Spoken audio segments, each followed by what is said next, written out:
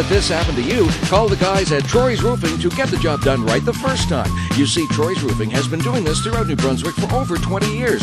That's why they do a better job at a more competitive price than most of the other guys. Plus, they're on site within 24 hours of your call to provide a free estimate on peaked and flat roofs. And now they can reach even greater heights. Oh, and one more thing, don't do this yourself. Call the professionals at Troy's Roofing, because after all, we do it right the first time. Hi everyone, welcome to Before the Bell, presented by Troy's Roofing and Construction in partnership with Sports Combat News. My name is Brian Ouellette and I am your host. And today on the show, we have an undefeated professional fighter who is also the Elite One MMA middleweight champion. Please welcome to the show, Christien Savoie. Christien, thank you so much for joining us here today.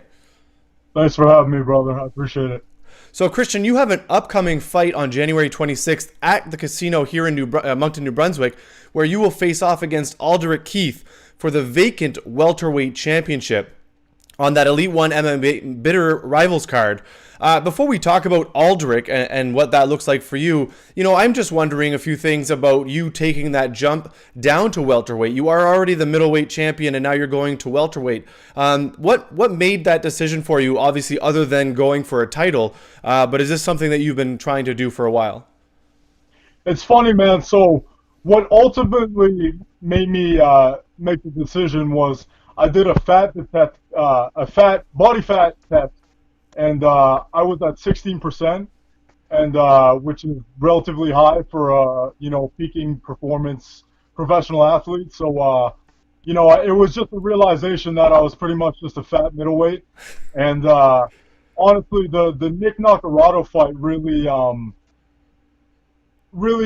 prompted me to go down, simply because I don't feel guys could eat the shots that he ate. And don't get me wrong, that dude has a big head, but it's more so to protect my hands. So it's interesting that you brought up that Nick fight. Let's talk about that a little bit, because you were supposed to face Julien LeBlanc in that fight, and then he got injured, backed out, and you took that Nick Nacarado fight on short notice. Like, how does that affect you as a fighter, right? You were prepping for Julien. How does that change your game plan, if any, going into a short notice fight like that? It was huge, man, and it was a big realization for me, because I was training for a 6'3" southpaw, a completely different style fighter, and like all my culminations and everything that I was planning to do was pretty much thrown out the window, So it's a disadvantage for him, being that he's not peaking for a fight, but it's a massive disadvantage for me, being that I was training for like a completely different fight, So it really gave me a different perspective, and it's going to change the way I train, just in case something like this ever happens again. And that's interesting that you even accepted that fight on short notice. Did it cross your mind to say, I'm done, I don't want to switch opponents? You seem to be that kind of guy who just wants to get in the octagon and fight. But on short notice, like you said, knowing that does affect your game plan, did that worry you at all?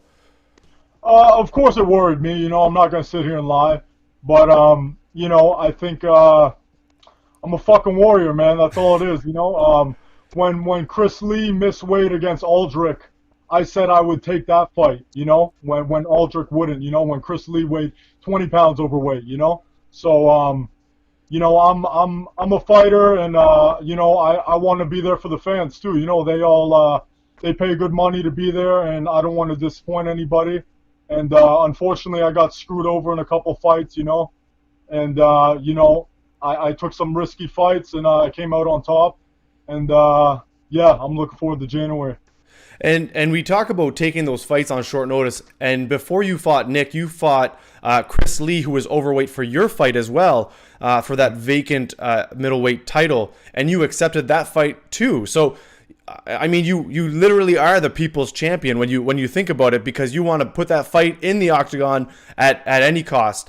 And you mentioned a little bit about offering to fight Chris Lee instead of Aldrich fighting Chris Lee when he was overweight. So what went down there? How does that work? Are you able to switch opponents last minute like that, or was that kind of what put the stop to it? Yeah. So with that whole situation, Chris Lee missed. So I was supposed to fight James Kwame that night, Right. or the night after, right? And Aldrich was supposed to fight Chris Lee. And Chris Lee missed weight by 20 pounds, and Aldrich didn't want to take the fight. And I just said I called Mike Williams and I said, listen, ask Aldrich if he'll fight Kwame, and I'll fight Chris Lee. Fuck it, I'll save the show, you know. And I guess I don't know. They couldn't make that happen, but I was more than willing to do it. And even when Chris Lee missed weight against me, the commission wasn't going to allow that fight, man. I called Lied and Mike, and I just begged them, like, please let it happen. Like, it just, like, you know, we're already here, you know, like, Yeah. you know, I'm just ready to go, you know. You know, and that Chris Lee. Like I said, like people pay money to see these fights, man. Like, you know, I just want to I want to entertain, and I want to be there for the people. Yeah, absolutely. And you know, I've seen you fight quite often, and you know, you do put on the show for the people. And let's talk about that Chris Lee fight. You know, it is quite far back, but that was in your hometown in St. John. What did that feel like, fighting, you know, for the belt in your hometown? You know, even if he was overweight, that didn't matter. But what was going through your mind knowing you were fighting, you know, in your hometown? Oh man, first of all, I know you were there. That crowd was insane. And yeah, man, that was literally like a dream come true to me. And you know, the fight couldn't have gone any better, really. And yeah, no, it's crazy, man. Like, I had like older gentlemen messaging me after that fight saying they've been going to the LBR for events for the past 50 years, and they've never seen a crowd like that, you know. So it really was. It meant a lot to me, man. It was. It's a night I'll never forget. That's for sure. Yeah, and it was an awesome night. The fans were into it, and you put on a great performance as well. So let's talk about Aldrich. You know, we mentioned that on that card with Chris Lee and Kwame that you were willing to make that switch. Now you face off against Aldrich on January 26th for that vacant welterweight title. And there seems to be, you know, I'm not going to call it bad blood. Let's call it a bit of rivalry, if you will. Well, yeah, the rival's nicer, I guess. Yeah, but in all honesty, you know, I've been following you guys on social media, and there's a lot of, you know, those memes are coming out, which I have to say are hilarious, by the way. So what is it? What is it that makes this fight different than all the other ones? You know, it seems almost more personal than before. So what is it that makes this Aldrich Keith fight a little bit more different? You know, he's just he ran his mouth a lot, and you know, that's just it, man. I just think he's a fake individual, and you know, he's trying to make me look like the bad guy in this entire thing. And I've said everything I gotta say. These guys will try to find a way to manipulate everything I say to try to make them look like the good guy. But anybody who knows me, man, knows what kind of guy I am, and I'm just excited to fight, man. I'm just excited to fight. For sure, this one's a little more personal, and in a sense, I gotta thank Aldrich.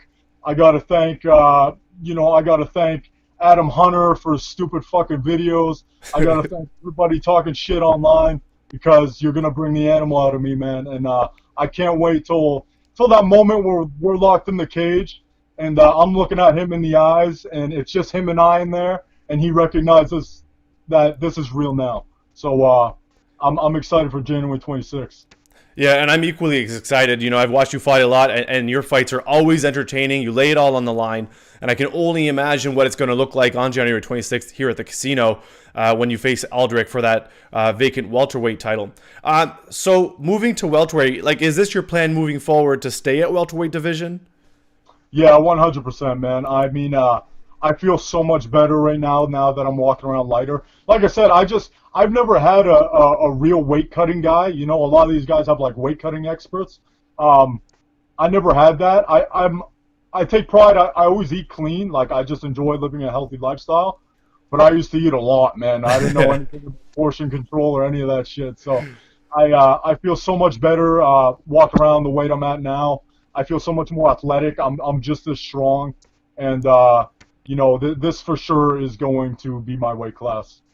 So what does weight cut look like for you now then? You know, at welterweight, you walk around a lot slimmer, you know, eating healthy, obviously. So is there much of weight cut? Like, what do you walk around at now? I'll keep that to myself. But I'm a big welterweight. There's no denying it, right? But so I'm gonna announce it right here, and I'm gonna give my boy Eric Pino a shout out, who works for George Lockhart, who's one of the best weight cutting guys in MMA. I want to thank my manager David Arvello for getting me in touch with him. And for those who don't know George Lockhart, he's recognized as probably the best weight cutting guy in MMA. And Eric Pino, who's one of his guys, is going to be working with me ahead of this fight. So I'm going to make weight, no problem. I imagine by the time I step in the cage, I'll probably be a lean, sexy 190. Oh, that's awesome. And thanks for sharing that. I know, sometimes, when it comes to training camp and things like that, it can be a bit secret. Where do you spend most of your training now? And is your gym still MXT Fight Academy? Yeah, so I travel at several gyms. The thing is, I train out of a small town, right, St. John. Yeah. And it's there's advantages and disadvantages to that. But because I train in a small town, there's no one-stop shop, So I go to MXT to work my jiu-jitsu primarily. John is also a 6th-degree black belt in Taekwondo, so he helps me with my kicks and striking as well. But I also work with Chris Peters at East Coast Boxing, who's obviously my boxing coach. Excuse me. I work with my wrestling coach, Clint Kingsbury, who's up in Fredericton. Sometimes he comes and sees me. I go and see him at Evolution Fight Club. Shout out to Andy Young and Evolution Fight Club as well. And my longtime strength conditioning coach is Matt Forgey at For Fitness and Athletics. That's awesome. And it seems like you have a well-rounded training camp and a well-rounded training game as well. And I say you see it when you step into the octagon that you have this well-rounded game that gives you all kinds of opportunities. So I'm going to ask this question. What really got you into mixed martial arts? What made you want to become an MMA fighter? So I started Taekwondo when I was 6. I did that till I was about 13. And I competed in nationals and stuff like that, but I never ranked. And once I turned I don't know, like 12 or something, I really started to lose interest. And, I didn't take it that serious. And I remember I saw my very first MMA fight, man. I tell this story all the time. It was Carlos Newton against Matt Hughes, the second fight, I believe.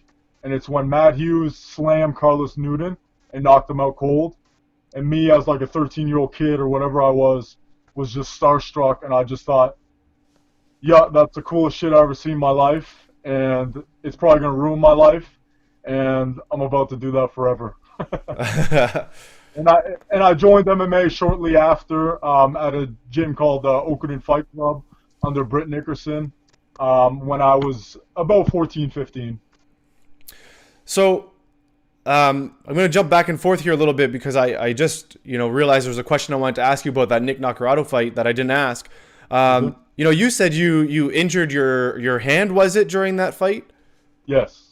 And how is that? And again, it's up to you to tell me or not, but how is the hand doing? Was it broken or was it just sprained? My hand was broken, yeah, but it's good now. It's 100%. That was in April. From what I gathered, it was a bad break, but it was in a good area. All right. So, meaning it would heal well, and it did heal well. Yeah, and I'm really fortunate too, man. I got a great team around me. Matt Ford, my strength conditioning coach, is also a chiropractor. I have 2 massage therapists, Jill Calder at Meraki and Josh Fry at New Brunswick Sports Massage. So I got a great team around me, man, and we take care of injuries well.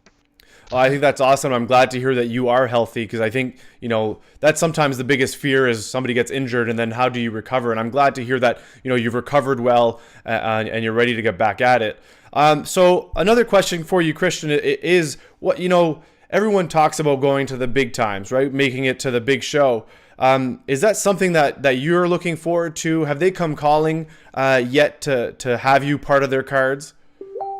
Well, a lot of people are aware, I did get offered a short notice fight in the UFC one time against Julian Marquez.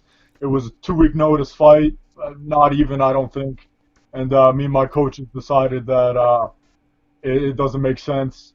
And also, I got offered a fight on Contender Series at 205, which I'm definitely not big 205, but that's when I broke my hand, so I couldn't take that fight anyways.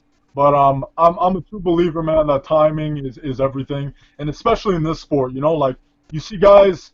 The biggest thing I've learned through watching friends of mine go into the UFC who might not have been ready at the time is that you've got to be so calculated in this sport, man, because this isn't, I always tell people this isn't fucking ping pong, like we're trying to biff shins off heads, and you can only take so many shots to the head. So I've always said, and all my friends and family can quote this, that I always wanted to be in the UFC in my late 20s, and I'm 26 now, and I'm getting there. And whether it happens after this fight, whether it happens, 2-3 fights from now, I'm not majorly concerned about it. But I'm ready, man. I'm ready when that phone call comes. Yeah, and it sounds, like they're already knocking at the door and they've got you on the radar. And I think you're right. It's about timing. You don't want to take a fight short notice and that ruins your opportunities and things like that. And it's always about, the fighter being ready for that next step, moving on to the big show. And, I think it's a confidence thing, man. Like, a lot of people, Aldrich said some stupid comment about, like if I want to be in the UFC so bad, why didn't I jump at it? And it's a confidence thing, man. I'm confident that I'm gonna get there anyways, and I'm gonna get there on better terms, And I don't believe that taking really like short notice kind of stupid fights is the best idea. Yeah, exactly. And you're right. When the time comes and you're ready physically, mentally, that'll be the right time for you, which I think is awesome. So, Christian, I thank you so much for joining us. Do you have any sponsors that you want to do a shout out to, or is there anything else you want to add before we take off? Yeah, I'd like to give my sponsors a shout out, man, if you give me a minute. Yeah, absolutely. I got them on a banner over here, so.